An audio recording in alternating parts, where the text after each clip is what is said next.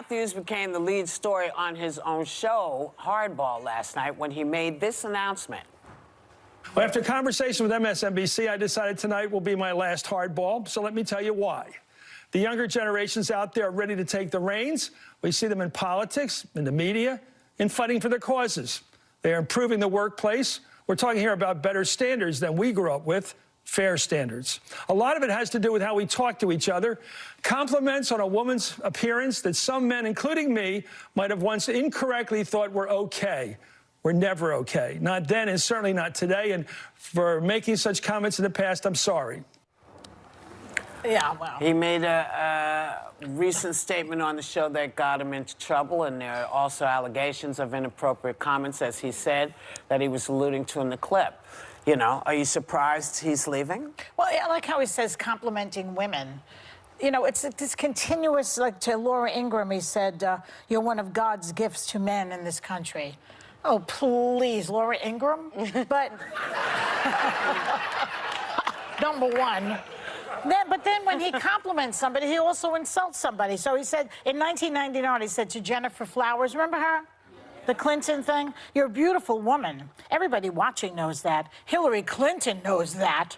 How can a woman put up with a relationship between her husband and somebody like you that's a knockout? So he compliments Jennifer and insults Hillary at the same time. Shut up, Chris, all right? You're out now, goodbye. Although I did enjoy his show. I did.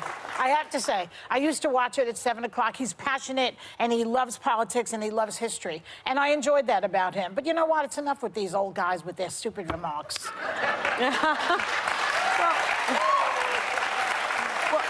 It was interesting to me. First of all, I mean, anyone that saw what happened, it's like he made that statement, and then he just kind of disappeared, and he left. And his replacement, I think it was Steve Kornacki. He was in tears. He was in tears, and he just looked really shaken. You know, I mean, it almost appeared as if Chris didn't tell anyone he was leaving. Kornacki will probably get the job. He'll stop crying soon. Yeah, maybe so. But I thought what was interesting is that he said, you know, guys like me, I guess, thought that this was okay. And those comments, I don't know, we are in a different time now, but the notion that it was ever okay to sort of make a woman feel uncomfortable right before going on air, because apparently he would say it not only on air, but also right before they went on air. I'm not sure. But then I started reading about Kathleen Parker, who is a friend of his, wrote this. She said, Chris Matthews is a friend of mine. He and I have flirted unabashedly for 20 years. This is an atrocious end to a noble, happy warrior career. I will continue to be his friend. So there this is Kathleen Parker. You know, she... Washington Post. Yeah, she won the 2010 Pulitzer Prize in commentary. So there are some women that are saying, you know what? He flirted with me, and it's okay. So I'm just not sure. It's commenting on their looks all the time. It's not just even flirting. Well, he had Laura Bassett wrote a GQ article that was published on Friday about him, and she said he made inappropriate comments about women's looks, but she said, I'm pretty sure the behavior doesn't rise to the level of illegal sexual harassment. She did say that in her article. That it does or it doesn't? It doesn't. It does not. Of illegal sexual harassment. That doesn't mean he wasn't making women uncomfortable with his comments. He's like 75. He's a lion of cable news. I grew up watching him. I used to love his Hardball College tours. He's a really incredible political broadcaster. I love him. I too watched him. It was one of the few things I could still watch on MSNBC. And I think to reduce his entire career to this segment yesterday made me really sad because I thought he deserved a better send-off than that. And I thought I might be raked over the coals for saying that today. That doesn't mean his behavior should be absolved. It doesn't mean he should have not apologized, not been held his feet to the fire. But there's a lot of people at NBC that have done a lot of crap, including Andy Lack, who allegedly protected Matt Lauer and killed the Harvey Weinstein story that Ronan Farrow was working on. And is still working there? Still working there. Still Are they as bad as Fox, do you think? Wait, Mark Halperin put allegedly his erect penis on a woman's shoulder, and he was fired from, look it up. They're talking about Brian Williams, who had stolen valor, who lied about having service in Iraq with its true story, and he worked at NBC. And it's like, there's a lot of people at NBC that have done a lot of bad, dirty things, and we've talked about it on the show a lot.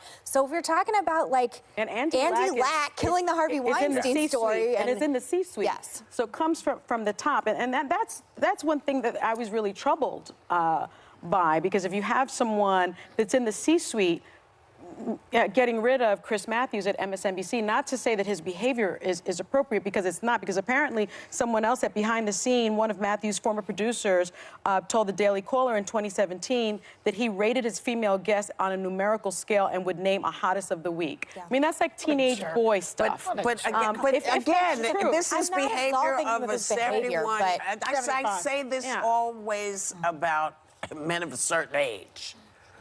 Doesn't make it okay, no, it doesn't make it okay, but you have to understand, when you grow up in this idea of somebody saying, oh, your butt looks good, it's like, oh, thanks. It's just, it is what it was. He says people are doing it differently now, and I'm sorry for me doing it. I always say, if you want to see really how people got treated, watch Mad Men. You want to see how women were treated? Watch Mad Men. It tells you.